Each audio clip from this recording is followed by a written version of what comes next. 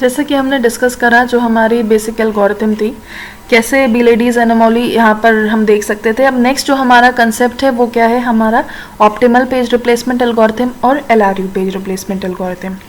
अब ऑप्टिकल में क्या करते हैं कि जो हम पेज को रिप्लेस करते हैं, हम we make a reference in near future. हम ये देखते हैं कि आगे किस पेज की नीड नहीं है, हम उस पेज को रिप्लेस करते हैं सो दैट हमारी पेज फॉल्ट की एंट्रीज रिड्यूस हो जाए। अब क्योंकि ये फॉरवर्ड पे बेस्ड है तो जो हमारी पहली एंट्री थी 7, क्योंकि फ्रेम अवेलेबल था हमने 7 को स्टोर कराया। देन नेक्स्ट एंट्री 0, हमने 0 को स्टोर कराया। 1 तो हमने 1 को स्टोर कराया। अब उसके बाद जब हमारी नेक्स्ट एंट्री 2 आई तो हमने ये देखा कि इन तीनों ही एंट्रीज में से 7, 0, 1 में से जो पेज हमारा आगे कहीं भी अभी थोड़े टाइम तक यूज नहीं हुआ है वो कौन सा था, हमारा 7। तो हमने 7th वाले को रिप्लेस करके वहां पर क्या एंट्री दे दी, 2।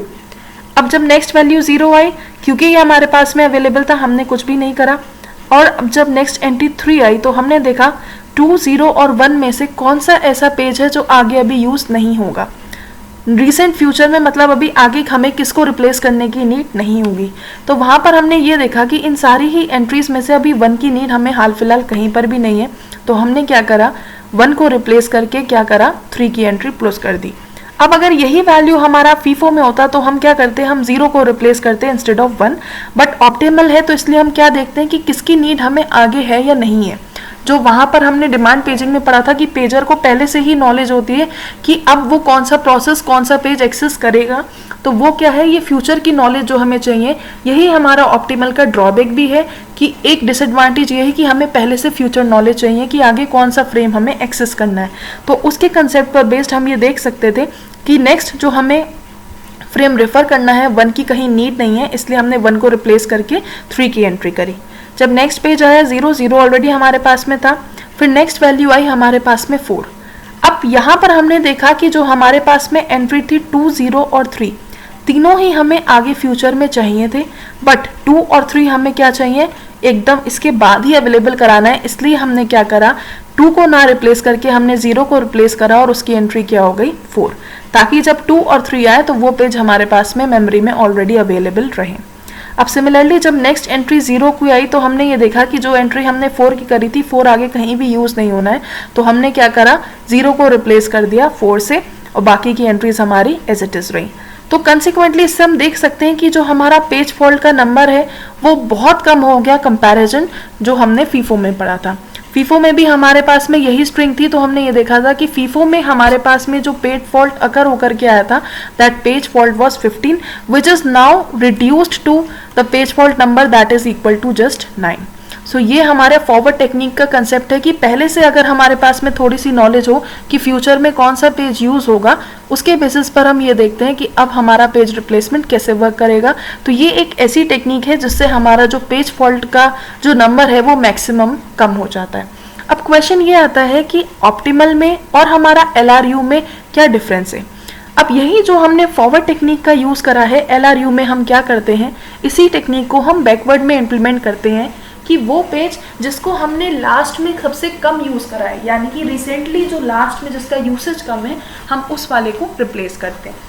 यानी कि अब अगर हम इसी एग्जांपल की बात करें, अगर सेम रेफरेंस स्ट्रिंग ले रहे हो और नंबर ऑफ फ्रेम्स भी हमारे पास में 3 अवेलेबल हैं, तो हम ये देख सकते हैं कि पर एंट्री हमारी कैसे हुई। जो एंट्री हमने करी थी, फॉर एग्जांपल सबसे पहले 7 आया, 7 को हमने स्टोर कराया, देन 0, देन 1, ये तीनों हमारे एज इट इज स्टोर हो गए। अब जब नेक्स्ट एंट्री 2 आई तो हमने ये देखा कि रिसेंट हमारी जो लास्ट एंट्री थी वो किसकी थी, यानी कि जस्ट लेटेस्ट जो जस्ट लास्ट एंट्री उसको ना रिप्लेस करके जो पहली एंट्री होती है हम उसे रिप्लेस करेंगे। यानी कि 1 और 0 में चेंजेस हमने अभी करे थे हमारे फ्रेम में, तो अब हम 7th को रिमूव कर सकते, तो वहां पर हमने किसको रिप्लेस करा, 7 को 2 से। अब 0 को हमने एज इट इज रहने दिया क्योंकि 0 अभी हमने चेक करा। अब जब हमारी एंट्री 3 आई तो 3 आई तो हमने किसको रिप्लेस करा, क्योंकि 0 अभी हमने चेक करा था और 2 उससे पहले चेक करा था, तो सबसे पहले कौन सा बचा, 1। यानी कि 1 ऐसा फ्रेम है जो अभी रिसेंट में हमने यूज नहीं करा है, जिसको हम दोबारा से रिप्लेस कर सकते हैं। जैसा कि एल्गोरिथम का नाम है लीस्ट रिसेंटली यूज्ड, उसको रिप्लेस करेंगे जो अभी बहुत ज़्यादा रिसेंट में यूज़ ना हुआ हो। तो रिसेंट में 0 और 2 यूज़ हुए, तो इसलिए हमने 1 को रिप्लेस करा, तो हमारी एंट्री हो गई 203। सिमिलरली अब जब 4 आया तो हम यहाँ से देख सकते हैं कि हमने 4 के लिए 0 और 3 का यूज़ अभी करा है, वो एंट्रीज अभी हुई हैं, तो हम किसे रिप्लेस करेंगे, हम 2 को रिप्लेस करेंगे। तो इस तरीके से जब हम वर्क करते हैं तो दोनों ही एल्गोरिथम्स में हमने ये देखा कि जो हमारी ऑप्टिमल एल्गोरिथम है और LRU पेज रिप्लेसमेंट है, ये दोनों ही हमारे फीफो से बेटर है। फीफो में जो हमारा पेज फॉल्ट का रेट 15 था वो ऑप्टिमल में 9 रह गया और LRU में 12 रह गया। इसीलिए ये जो दोनों एल्गोरिथम्स है ये हमारी मोस्ट सूटेबल हैं in terms of page replacement then the FIFO. और साथ ही साथ इनका एडवांटेज ये है कि ये जो दोनों एल्गोरिथम्स हैं ये BLADs एनोमली से कभी भी सफ़र नहीं करेंगे। क्यों? क्योंकि ये एक स्टैक मैकेनिज्म पे वर्क कर रहे हैं। These are also known as stack algorithms.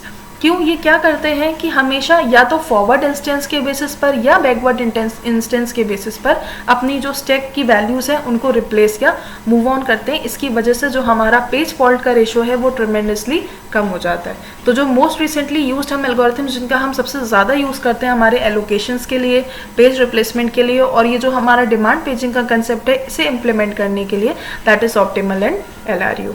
अब नेक्स्ट हम जो कंसेप्ट डिस्कस करेंगे that will be about threshing, कि कितना पेज फॉल्ट रेट का मीनिंग क्या है, बेसिक क्यों हमारे सिस्टम में मैक्सिमम पेज फॉल्ट आया, उसको हम कैसे अवॉइड कर सकते हैं, और थ्रेशिंग का एक्चुअल मीनिंग क्या है।